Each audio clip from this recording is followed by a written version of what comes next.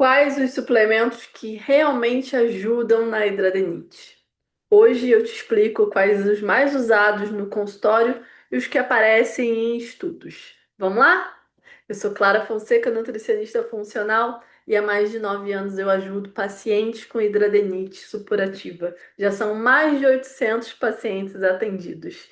E ao longo desse tempo de atendimento, e também estudando, olhando os artigos científicos, a gente vê que alguns suplementos eles são de extrema importância e muitos fazem a diferença no tratamento do paciente com hidradenite supurativa. Então eu separei alguns aqui, obviamente, sempre lembrando que não é milagre. Não é, vou tomar uma cápsula, cruzar os meus braços e nada mais farei. Isso não existe, gente. Então, isso é importante já começar o vídeo falando sobre isso, tá? Suplemento é apoio ao tratamento, tá? Apoio ao tratamento medicamentoso com seu dermatologista, apoio ao tratamento nutricional. Precisamos mudar os nossos hábitos. Isso é importante. Não vai fazer milagre ficar tomando só cápsula, mas sim, faz muita, muita, muita diferença. Começo falando da linda, maravilhosa vitamina D. A vitamina D aparece em artigo científico para hidradenite supurativa, né? Ela vai melhorar, ajudar no nosso sistema imunológico. Pacientes com hidradenite costumam ter uma vitamina D muito baixa. Eu pego pacientes com vitaminas de 13, de 19, de 25. São vitaminas D muito baixas para um paciente com hidradenite. Na população normal, sem uma doença crônica inflamatória do aspecto da hidradenite, pacientes acima de 30 de vitamina D já seriam interessantes, mas para a hidradenite supurativa, a gente sempre pede que ao fazer o exame de sangue, essa vitamina D esteja acima de 50, 60 por ali. Até, obviamente, não precisa ter vitaminas D altíssimas, né? E nem é recomendado, inclusive. Então, a gente ficando ali de 50, 60, até uns 90 de vitamina D é uma vitamina D segura para quem tem essa vitamina D, né? E eficiente para os pacientes com hidradenites supurativa, né? Então a gente sempre dosa essa vitamina no consultório para poder ir acompanhando a evolução do paciente, mas sempre acima de 50, 60, nunca deixar mais baixo do que isso, porque ela vai fazer sim diferença no sistema imunológico e no tratamento da hidradenites supurativa. O segundo mineral, né? Eu ia falar vitamina, mas no segundo mineral é o zinco. O zinco, ele inclusive aparece num artigo de hidradenite, mostrando que a eficiência da suplementação dele nas falhas medicamentosas. Pacientes que não tiveram grandes melhoras em tratamento com antibiótico ou até com os imunobiológicos mesmo, e quando entraram com zinco, o paciente teve uma melhora. Então, o zinco ele precisa ser suplementado para o paciente com hidradeniite. Um zinco interessante para esse tipo de paciente é um zinco acima de 95 no exame de sangue. Então a gente precisa olhar os exames, acompanhar e fazer essa suplementação de zinco.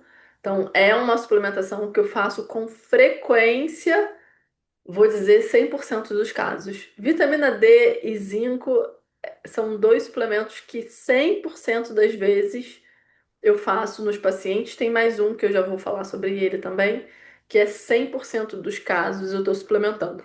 Quando o paciente bate o zinco ou a vitamina D ideal, a gente faz doses de manutenção para não deixar essa dose diminuir novamente, né? E a gente manter ali o paciente com esses níveis excelentes da vitamina D e do zinco, porque isso faz diferença na melhora de cicatrização, resposta inflamatória do paciente e, obviamente, a chegada dele à remissão e manter esse paciente na remissão da hidradenite supurativa também vai fazer diferença. Um outro suplemento queridinho também é o ômega 3, que ele ajuda no processo inflamatório. Então, o ômega 3 é um excelente anti-inflamatório, né? Principalmente em quadros muito agressivos, muito ativos, ele é uma solução boa, sempre lembrando que a gente precisa mudar a alimentação. Então, o ômega 3 ele é um bom suplemento, né? Todo e qualquer suplemento, as dosagens elas precisam ser adequadas a você. Então, dosagem é sempre individualizada, né? Então, não existe assim, ah, toma X de vitamina D, toma Y de zinco, toma uma cápsula de ômega 3, até porque é uma coisa muito importante. O ômega 3, dependendo da marca, ele tem uma concentração diferente. Então, pode ser uma, duas ou três cápsulas para a mesma concentração. Então, uma marca você vai tomar uma cápsula, na outra, para ter aquela mesma dose, você vai precisar tomar três cápsulas.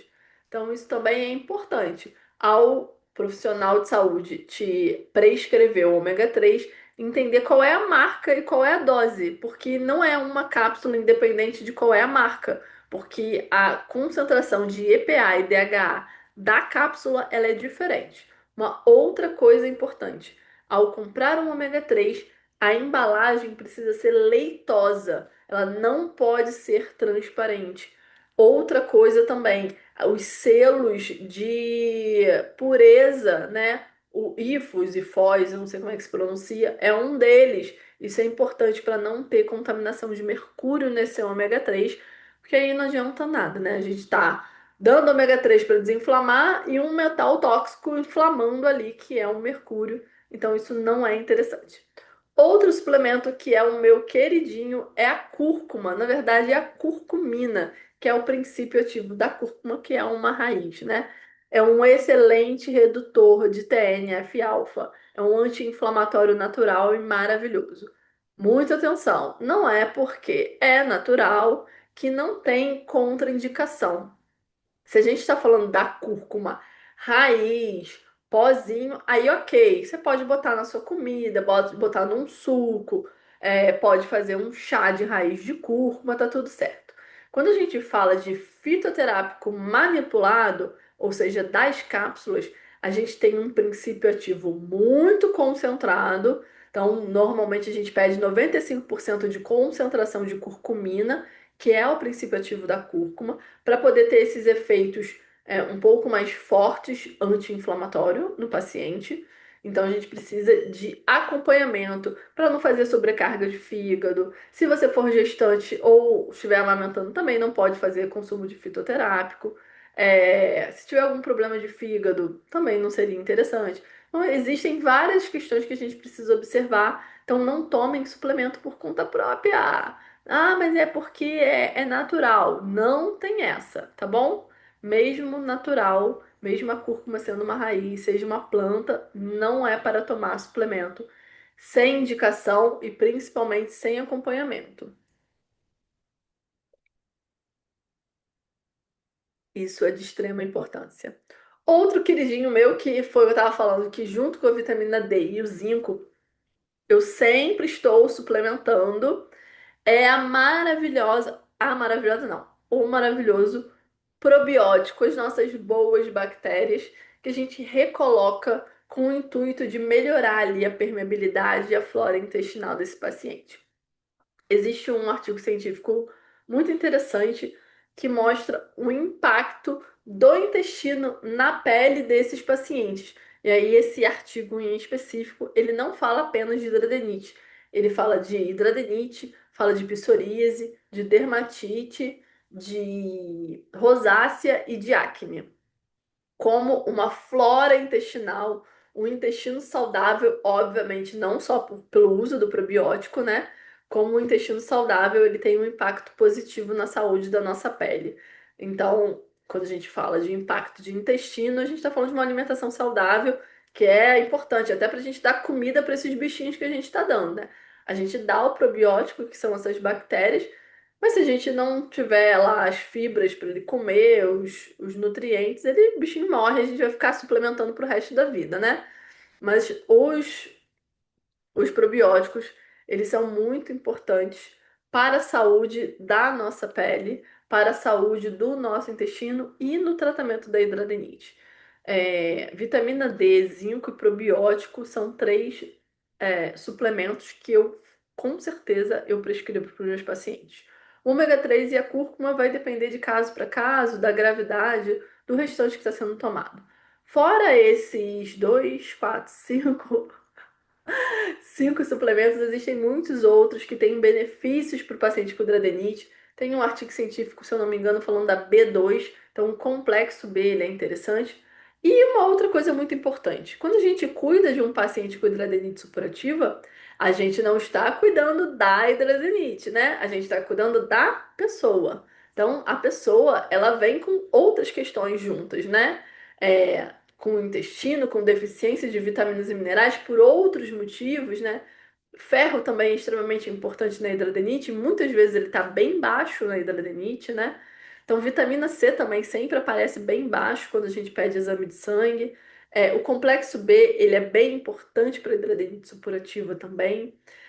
Muitos pacientes têm uma B12 muito baixa, aquele cansaço extremo, aquela vontade de encostar e não fazer mais nada. Um ácido fólico muitas vezes baixo também. Então, quando a gente fala de suplementação, a gente fala de melhora de alimentação e a gente precisa olhar para o paciente como um todo. Vocês são únicos, têm um corpo único e precisa ser avaliado de forma individualizada. Esses suplementos que eu trouxe aqui são exemplos de suplementos que são importantes para o paciente que tem hidradenite supurativa, tá? Mas uma avaliação, um acompanhamento nutricional é importante. Suplemento não substitui a alimentação, ele precisa ser feito na dosagem correta, pelo tempo correto, tá bom? Então, se você quer mais vídeos como esse, não deixe de escrever aqui embaixo quais são os temas que você gostaria de ver nos próximos vídeos, o que você acha interessante que eu traga aqui para o canal do YouTube, o que não ficou claro que você gostaria que eu explicasse mais, quer que eu fale mais sobre intestino, hidradenites. Quer que eu fale mais sobre alguma vitamina específica? O que você gostaria de saber? Me conta aqui nos comentários. Me diz também de onde você está falando, para eu saber onde que esse vídeo está chegando. Certo? Um grande beijo, um prazer enorme estar aqui com vocês. E até a próxima. Tchau, tchau.